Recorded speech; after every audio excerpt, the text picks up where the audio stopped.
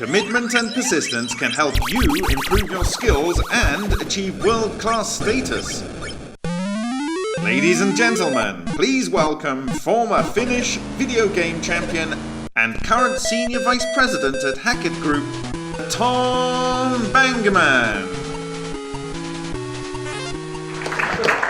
Alright, that reminds me of something long, long ago. Actually, I have told my kids 9 and 11 that they do not get smartphones and they only watch TV on weekends, because I felt that if they have any of my genes, might be better to take some precaution. Alright, so I was asked by Mark to give you an overview on world class in order to cash, or customer to cash, whatever you call it. And since most of these activities nowadays happen in shared service environments, I've split it basically in two halves to give you an overview on what happens in what we call nowadays GBS, Global Business Services, and then the second part more on what happens actually in the processes that you deal with. Happy to take questions anytime, then I have a good reason to explain why I ran over. And there are a few questions I've built in also into this.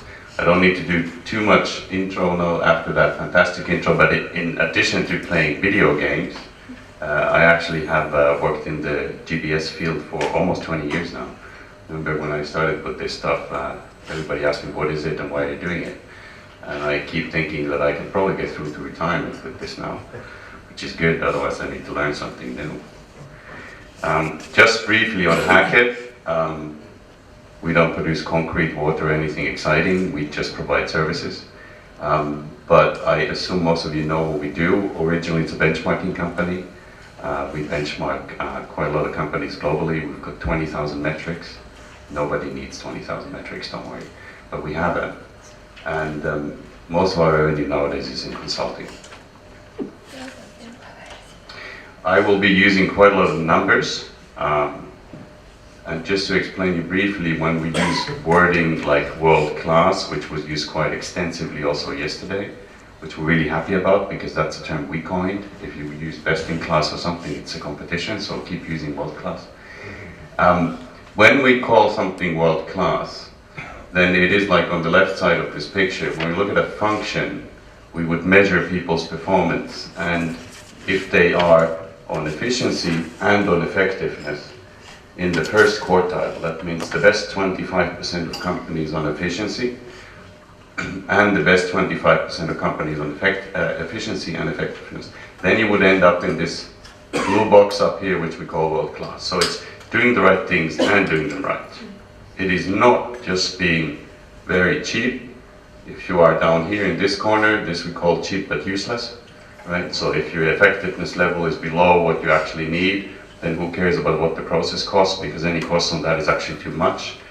On the other hand, the idea is not to be up here either, where you provide the best service on the planet, but nobody can pay for it, right? So it really is a two-dimensional picture. So this is what we mean by world class, and when I show you numbers, then it's always this group of people or companies. If we look at a process only, then we use the same methodology, and basically then the first quartile is called top performer, but same logic. And I thought I'd start with very, very high up, because I feel it's relevant to understand what drives GBS and what drives what companies are doing in their back office in general. So you can assume from what the trends are, what will then happen in my shared service center or in my process world in the next few years. So in general, costs are going down in the G&A area. G&A is finance, HR, IT, procurement. That's not surprising. We know that, right? However, there are big differences between these different functions. They're not always the same. So when you look at the different functions, my favorite one is this one. When you compare HR to HR 10 years ago, it's exactly the same cost. So when I present this to HR people, they always want to kill me after 5 minutes because they know what's coming, right? And then of course, if you're in IT or in finance, that's a fairly good track record. The cost is going down. In procurement, we're on a very low level already, so actually in procurement, normally we don't really discuss too much about the process cost because it's a minor issue. The issue is really on the spend side. And if you compare these four functions, so at the same time in the same company, you can have very different setups. So these programs that say 20% savings on everything, in our view, are very, very poor. They're only based on the fact that you can't agree on anything else, but they shouldn't be done because often the situation is different. In finance, we have a huge gap between world class and the rest. So when it says here, the green, it says somewhere peer, somewhere behind this chair, then peer in this case means everybody else. And the gap here is quite big. So in finance, we've always had a group of companies that runs faster than the rest. And then the rest sort of looks at it and says, okay, need to follow, need to implement all these things that the consultants say, even though we don't want to. In procurement, it's the opposite. The gap is closing. There's very little difference in procurement actually in terms of cost. But it is spend reduction that is driving it. Just to give you an idea how big the gap is. So if you take an average spend reduction opportunity and an average procurement process cost reduction opportunity, then the spend reduction is 27 times what you can do on the process cost. So most of our benchmarks come up with the recommendation to actually hire more category managers. So you'll be facing on the other side more and more resistance in the future, right? HR is the one that is different, because in HR, any curve that you take always trends upwards instead of downwards. If you talk to HR, they will tell you that this is correct, right? Because we have war for talent and we have talent management issues and we need to invest into talent. Yes, but does it mean that it on relative terms has to grow, or could you do it with the same budget some other way?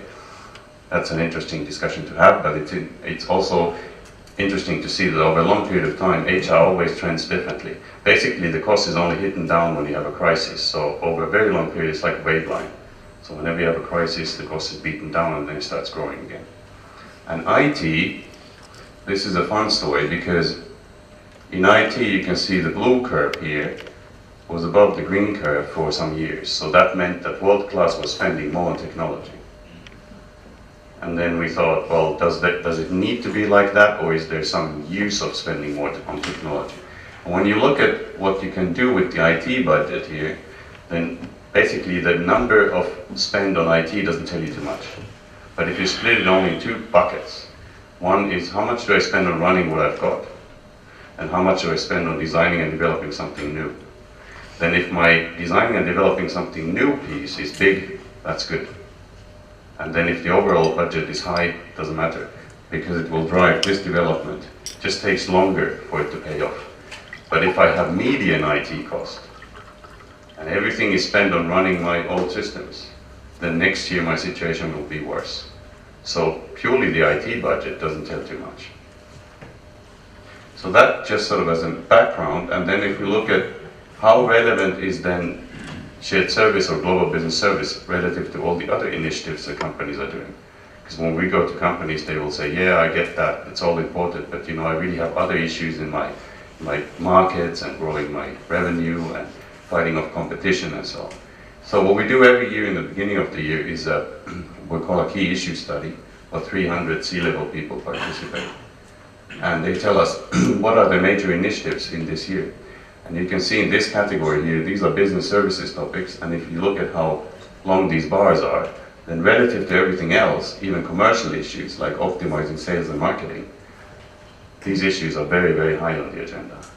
For example, talent management is the second most mentioned one after sales and marketing. So people are actually really investing money now into it and not just talking about it would be nice if we do something on it. And then on global business services, when we talk about this with clients, they nowadays are a bit afraid that this is some sort of concept where this big fish is eating all the small fish, so we're just moving every single activity into this huge thing called GBS, which is a black box and nobody knows what happens there. Well, that's not the idea, right? So the idea is we're utilizing a central concept, which is proven, because it's been around 20 years, and we can prove on hundreds of metrics that it works. Of course, not everything always works, but in principle, it's the best operating model or service delivery model, if you want, that we can find. And there are good reasons why this is used on an increased scope nowadays.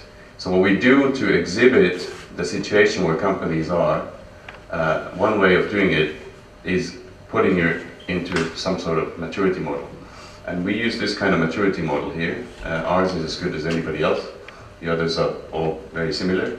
But the logic here is that typically shared services start focusing on cost And they are typically functionally focused. So you would have a finance shared service center or HR shared service center. It would be typically for one region or one business unit, something like that. That's stage one. It then moves after some years, speed differs, typically about 5 to 10, into stage two, where some of the changes that you can see is that you enlarge scope, it becomes multiple functions, or you start to do what we call end-to-end processing. So you'll have not just the finance piece in, but possibly all of the process. And what happens here is that once I've done a good job on the cost reduction side, it's sort of a pendulum that swings constantly back between efficiency and effectiveness. So we tend to always overdo on one of these dimensions. Historically, you can follow this nicely. We all focus on cost, takes 10 to 20 years, and then we overdo, and then it swings back. So we're at the point now where it's swinging. So it's interesting to see that all the companies we have in world class don't discuss cost with us anymore. They don't. They only discuss customer service, effectiveness, value, added value, whatever it is that is on their agenda. Costing is more or less sorted for them. So you have these drivers, and then in stage three, if we have sorted out cost and effectiveness issues, then it becomes a question of, well, what can a shared service type organization actually do in really supporting the business? So do we really understand what they do, and can we really do something proactively to really help in the business itself? And this is what happens in stage three. So obviously, you know, this is just a high-level view of it. But I thought nevertheless it would be interesting, because I know how many companies are in which stage, to know where you are on this one. So just to see whether you're still awake, do you mind pressing a button? And just tell us if you think, with this limited information, just out of your gut feel, are you or your GBS shared service organization in your company in stage 1, 2, or 3? So A for 3, B for 2, and C for 1.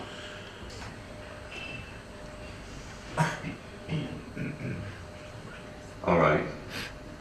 So that means that we have a very, very, very high performing group here, because you're much better than the market. Much better than the market. So if we go back to the slides, I'll show you what the market looks like.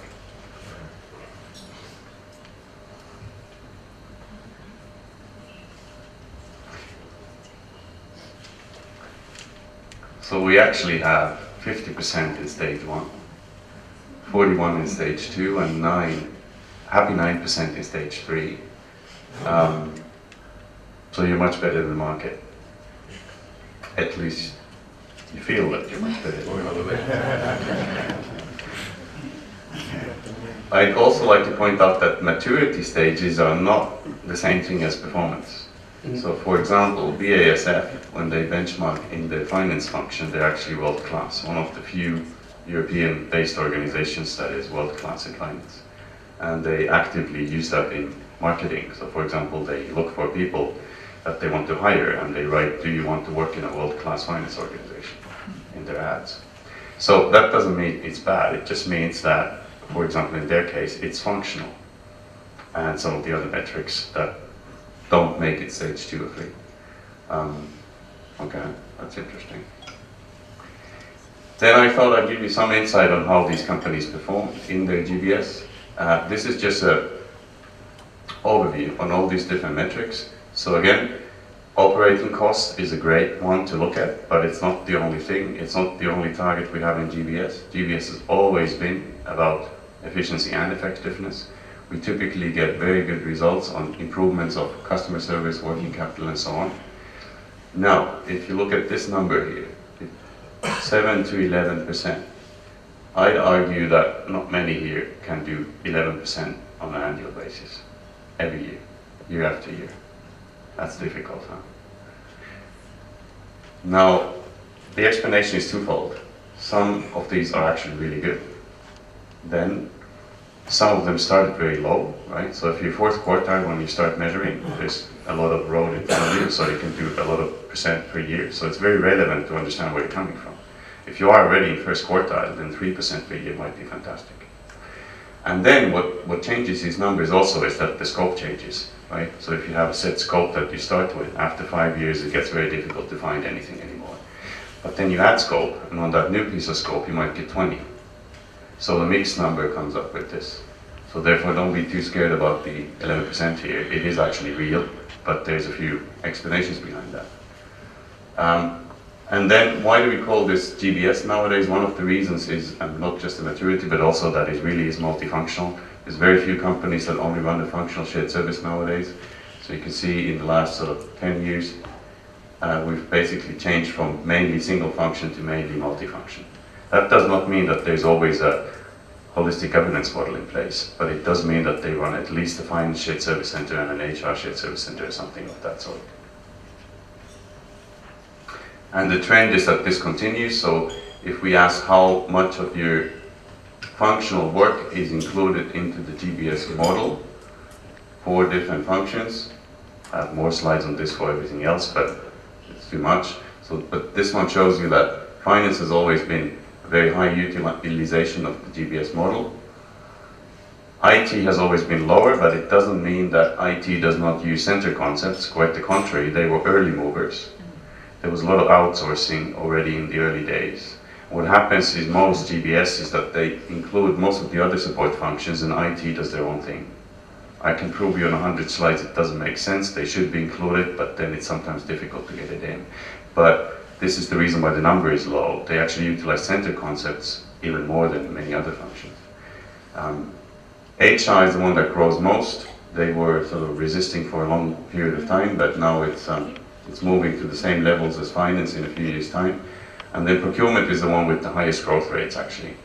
A lot of procurement is moved into center environments, one in the PTP area and two in the actual purchasing. And then something that I keep showing, I might have showed this last year, but I think it's relevant to understand how these things change. So if you take the finance function processes top to bottom, and the order here is basically to go from more simple or transactional to more skill or knowledge based. Okay, so don't get excited if you work on cash application because you think it's more complex. It's just an exhibition of how these things are split in the shared service world. So cash application, collections, credit, and so on, you can see where they are. And the logic of this is that everything right of this red line, this dark area here, is what is outside of GBS. So that means when I do my central local split on my processes, that's the piece that stays local. And the local piece on most of these transaction processes is around 10 to 20%. So 90% of the work is moved into the shared service environment. If you have 50-50, it's horrible, don't do it, get rid of it immediately. Because 50-50 is the worst thing you can do. Nobody owns it. Everybody controls what the other one does. Then do 28 if you can't get 80-20. But the interesting piece about this is that it moves. 5 years ago we had this sort of line. Most transactional work was in a shared service environment, and most of what we call EPM or controlling or whatever you call it in the geography was out of scope. And all of that is now in scope. I haven't done a project in 3 years without having controlling processes in scope. Small amounts that actually get moved, but all in scope. And why would this be the magical line? So it will move further. Now on the top I can't get further because there will be always small bits and pieces that I can't really move away from the local, right? But here it will move. So if you set targets on what you want to do in the shared service world, then they should be a bit more progressive, I think. There's quite a lot of potential here, especially because also on these processes, of course, the FD in the process cost is relatively even higher. And it's a nice way of putting in new scope that gives you career opportunities within the GBS world. And then if you talk to a company that's headquartered somewhere in Western Europe, they will look at you and say, everything's gone. We used to do all these nice things here, now everything's gone. It's all somewhere in Slovakia or China or whatever. It's all gone. And of course that gut feel is not really correct, because if you measure offshoring and you look at the transactional control and risk, planning and strategy area separately, then the numbers are actually quite low. So relative to the total number of work that is in a function, it's quite low. Means, and we had this discussion last night at the dinner table also, that in terms of GBS and shared services, the future is still quite bright for some period of time because there's quite a lot of volume or work that can still be offshore. So we expect that the migrations will continue. Outsourcing similar numbers, if you wanted to compare those, is there a result that tells me whether outsourcing is better or not? No, there isn't. Another 100 slides I can do on just comparing outsourcing versus captive, and the result is they're very similar, and it depends. So both use the same service delivery model, and it comes down to whether you can do it better or somebody else can do it better. But in essence, they're very similar in metrics. And then this one, I don't know if I showed this last year, maybe I did, but I think it's relevant as it connects with the previous one. So the migrations will continue. However, remember that wage arbitrage is an ending game, right? So once I've moved everything, at some point in time, it's all moved and that's over. And wage arbitrage is gone. Then I have to go back and actually get back on my transformation journey, which is why we're actually doing this. We're not setting up shared services for the fun of it. We're setting it up because it's a vehicle to help with the transformation journey, and because it takes a very long period of time, we can run on a very much lower cost during that period of time, right? But wage arbitrage is an ending game. So we calculated how many jobs actually, or how many FTEs actually exist in all companies, in all support functions, including all the skill and knowledge-based work. So what is the total that we could have in all kinds of different GBS environments? And you can see how these things develop. So currently, we still have about 1.3 million, or we had, this is last year's number, 1.3 million jobs that could be offshore. We have 4.5 million or something like that in all shared services with 6,000 centers. So it will continue for a while. And then of course I have something here which we say is non-offshoreable, that is based on the current central local splits, right? Remember that picture with the red line? So if that line moves, this piece grows. So it could be more, right? Anyway, however it works out, with current speed, you can assume it takes about 8 years for this to be over. So after 8 years, wage arbitrage is done. We can then consider whether we keep moving from Slovakia to India to get an additional 20%. Most companies are not going to do too much of that. So then we need to get back on the transformation journey. And if I want to get productivity improvements, because if I want to save cost, I've got either wage arbitrage or I've got productivity improvement. Right? The whole game in shared service is 2 levers: productivity, wage arbitrage. So if wage arbitrage is gone, I've got productivity improvement left. How do I do productivity improvement in our environment? It's basically all automation. It's all about automating the process, and how can I automate radically more if I standardize radically more? It's a fairly simple logic. You know, we can always argue that, yes, I'd like to automate around everything that I've got, but it's not going to give very good results. I mean, it will improve things, but you won't get to those world-class levels. So what is required in the near future is radically more standardization.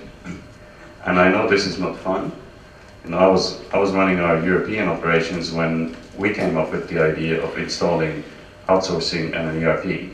And I was sitting there and receiving all these things and feeling like the customers that I normally talk to who said, this is really horrible. And then I reminded me of my own medicine and just took it, and actually it worked. So it's a good experience to sometimes have to do it also. But point is, not so many companies actually, there's something wrong with this picture. Sorry about that. So this piece is supposed to show you that only about half the companies even try to optimize enterprise-wide.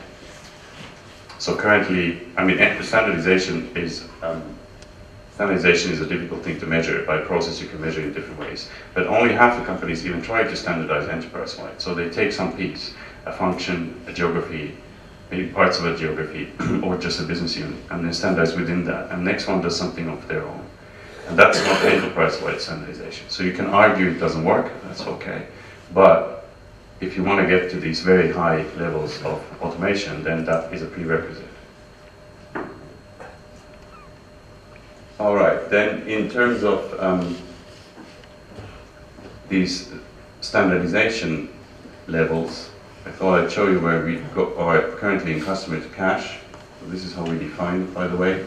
And if we look at the end-to-end process, then currently, these colors are the wrong way. So currently we're at 35%, and companies tell us that they're moving to 63% in 2 to 3 years, which is a radical improvement. I mean, this is a really, really big improvement, and especially in this area. This means quite a lot of your peers are currently putting a lot of effort into standardizing their processes. Another concept which is really helpful in the GBS world and is used quite a lot is process ownership. And there's a lot of things you can discuss. I've done 4-hour workshops just on process ownership because there's not one right or wrong on this. But if you look at it from an overall point of view, the idea is, of course, that we enforce collaboration and we install a process-oriented view where we have processes that follow the value chain and we're trying to understand where they end. So we become outcome or recipient-based and think backwards and try to understand how we need to structure this whole thing so the outcome works. And customer to cash is one of the areas where world-class, for example, uses this concept 100%. So every single company who is world-class in this area uses process owners. Now they might be slightly different in the way that they are set up, but they all use the concept. And you can also see it by stage here, that if you're in stage 3 on the maturity picture, and you have in the beginning, 100% of those use process owners. Interestingly, all right, so you can check these things up front, but sometimes they don't appear. So I looked into our C2C study on process ownership that we just did, and it comes up with a slightly different result. So instead of installing process owners for the end-to-end process, what you seem to be doing, or maybe not you, but you know all the other companies in your field, they are putting in process owners not for the end-to-end process, but for every single part of it, right? So you're nodding, so you have that, okay? So I'm not sure whether it's good or bad, but I'll just tell you that the trend is that companies are currently putting in process owners for all the bits and pieces. However, the category that would have shown up on the slide, that wins, where most people say this is what we do, is if you have these different process owners for bits and pieces, the essential thing is that they cooperate, right? And the cooperation is not done by telling them nicely that please discuss. Forget it, it doesn't work, it has to be structured, okay? Even some sort of community does not work. It has to be really structured, otherwise they don't talk. But if you put that in, then that might be a good approach. All right, then I mentioned earlier that talent management was number 2 on the key issues list. And we run a GBS study also every year. And I looked into one of the things there, and it deals with external risk factors from the point of view of a GBS. So what is the biggest problem or danger or risk? The number 1 issue is people. By the way, the next 5 are technology. So not surprising, right? Because we're running a model where essentially we're trying to optimize it constantly, so we're putting a lot of technology. So there's 5 important issues that deal with technology. However, everything that we haven't automated and is not done by robots yet is going to be done by people. So I end up with a logical result.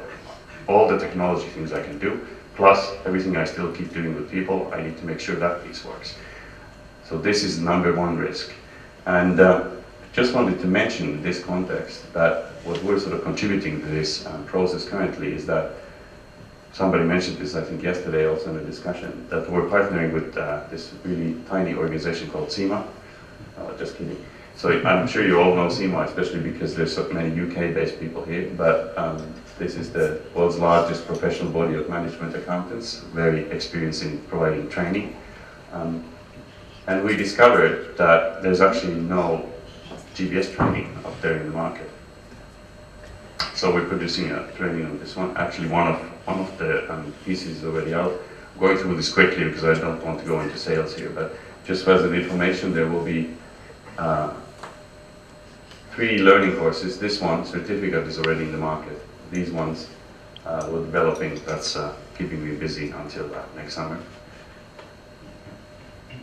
And this is the high-level overview of content, and I don't go through this now, but if you have any questions, ask me.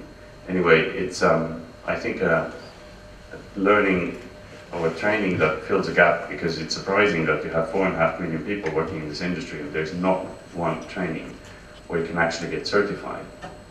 So this is like SEMA always does it. You actually get accredited and you actually get some letters you can print on your card and so on.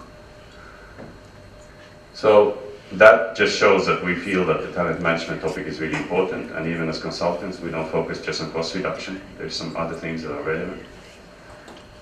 And then in terms of customer to cash, I thought I'd show you some of the newest metrics.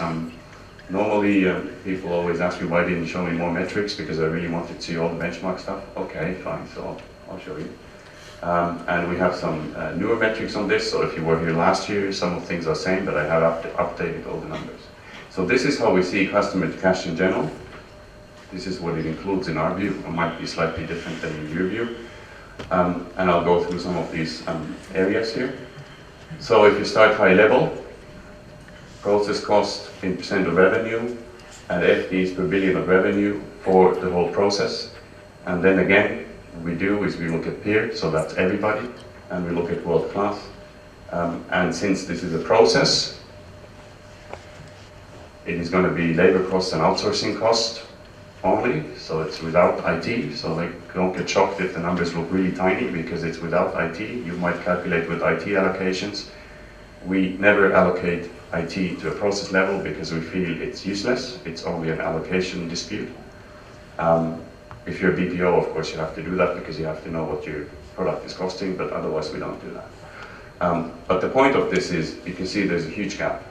And world class is not, the essential message of this is world class is not better in one of these areas, but in every single one. Right? So it's not one area that's driving this. It's not being good in just credit or billing or whatever. It is everything is significantly better on the world class side. So it's not an easy one, because you have to focus basically on everything. Same picture on the FTE side. And then a few metrics here that I felt were relevant.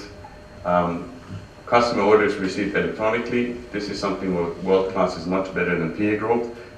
Most of the metrics we have, and this is not something we produce, they are what they are. You always get this picture where world class is basically double of what the median is. It's quite surprising. And they move both, but they always move hand in hand, so they always stay double what the rest does. Automatically generated customer invoices, this is a fantastic number. This is, by the way, based on all invoices, not just those received electronically, so all. And 99% is like old socialist election results, so I tend not to believe them, but in this case, it actually is true. Remittance posting match rate, again, the same picture, so double as good. And then what we always use as a metric in our sort of high-level overviews is what can the customers see if they want through some web-based applications, or what do they have access to. We feel that this is quite an important area. Still some room for improvement from 11% upwards. Then there's a lot of metrics on cycle times. Obviously, cycle times are important. One of them would be time it takes to complete new credit reviews, from 3 to 1.5 days. We typically have metrics, they all have 1 or 2 or 3 days difference in them. You can calculate easily for yourself how much it is if every one of these is 1 day, 1 day, 1 day. It adds up, right? And I think there's 120 or something best practices, so it would take too much time to go through them all. So I just wanted to mention some which we feel are relevant. Apart from standardization and automation, the third major one is segmentation. Some people mentioned segmentation yesterday in some of their examples. We utilize segmentation in all kinds of different areas. One of them would be, for example, setting up a credit scoring model with dynamic credit limits. And this would be an example, just an example, you don't have to do this, right? But how somebody's actually done it with sources and with their weightings. And the weightings obviously might change. And the whole trick is, of course, that this is automated, standardized, and when something changes, the change also goes through on an automated basis. You don't have another discussion about it. Average time to bill, not a big difference, but still 0.8 days. Average time to apply cash, this is fairly similar, not a big difference here. So customer invoices corrected for billing errors. I mean, billing errors produce rework. They also influence the payment and our cash position. And the worst thing is actually that it's not good for the customer relationship, right? We don't exactly increase happiness on the other side. So while it might not look that bad, it's actually one that should be zero if possible. And then somebody said yesterday he didn't like DSO. We don't normally like DSO either, but there are many things you can do with it. So for example, ADD, DSO less best possible DSO, that's something we use quite often. And then on the percent of annual debt, I kept this in because it's actually improved radically. So especially world class has improved radically in the last couple of years. However, if you look into that, huge differences in it by industry, by geography. Europe is actually the worst one. Okay, so since we're here, we probably don't have these values and need to do something. The rest of the planet is better.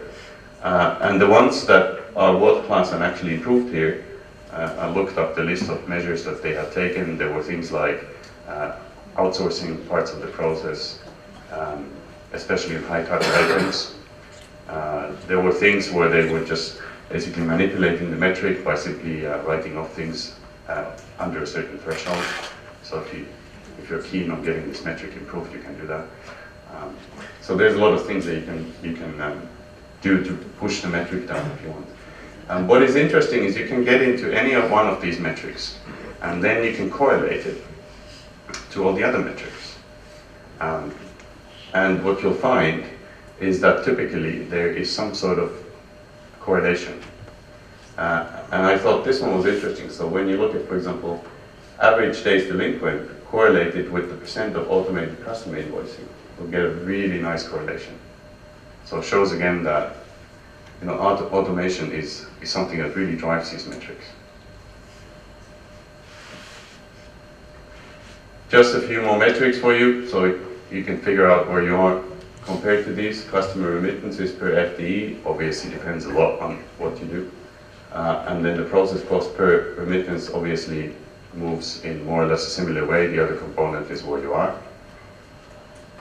And again, you could do a similar thing on the remittances and relate them to the automation levels, and you'll get a similar picture. So you can see when you are not very automated, what the cost is, and when you are automated, what the cost can be.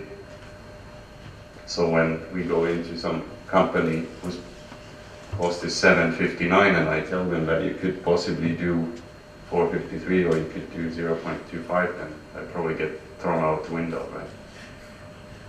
But it's possible.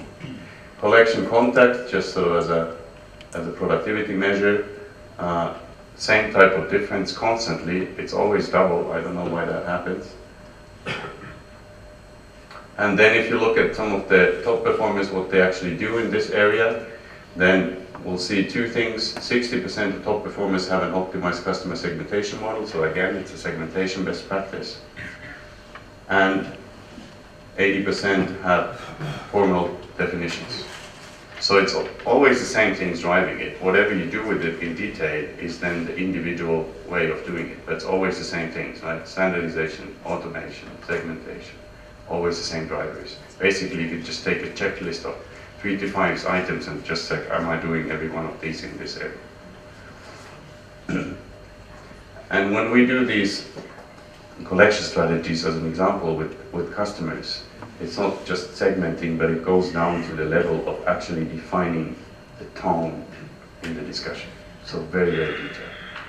Somebody mentioned yesterday that they have checked how people answered the phones and what they said and how they behaved. So that's exactly what we would always go down to on these things. Because it can be good on a flow chart, but then in implementation it doesn't run. And since I'm talking about the segmentation topic constantly, I thought I'd give you a second question here, just to know whether you all knew this already or this is completely new to you. So if you would answer this question, how many of you use some sort of segmentation strategy in credit management or collections or whatever? See, told you. Socialist election result, huh? 90%. Okay. Very good. So you must be a best practice group here. Must have something to do with ACCEE.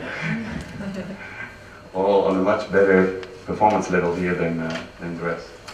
All right, great. And last point I wanted to make is on working capital. So obviously, apart from process costs, working capital is the one that drives us much more nowadays.